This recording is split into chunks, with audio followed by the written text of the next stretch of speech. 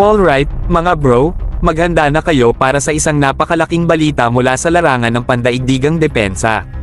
Ang pamahalaan ng Japan ay gumagawa ng matapang na hakbang upang payagan ang pag-export ng isang cutting-edge FX stealth fighter jet na kasalukuyang nasa proseso ng pagdevelop kasama ang United Kingdom at Italy.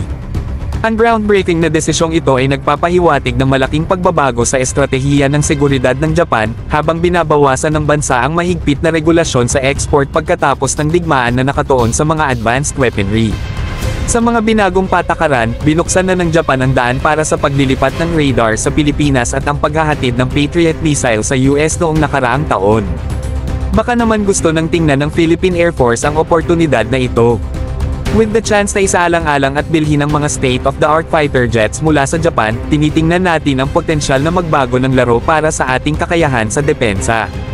At huwag nating kalimutan, mga bro, na maaaring mas mabilis ang pag-accommodate kaysa sa mga jets na gawa ng US, dahil sa ating matatag na posisyon at relasyon sa Japan. Plus, sa posibleng kasunduan na parang BFA na paparating, ang langit ay limitado para sa pagsasama-sama ng ating dalawang bansa. So, ito ang pagkuha ng mga oportunidad at pagpapatibay ng mga bagong alyansa, mga bro. With the prospect ng pagkuha ng advanced fighter jets mula sa Japan sa malapit na hinaharap, ang Philippine Air Force ay handang humarap sa isang kinabukasan na mas mabilis, mas malakas, at mas ligtas kaysa kailanman.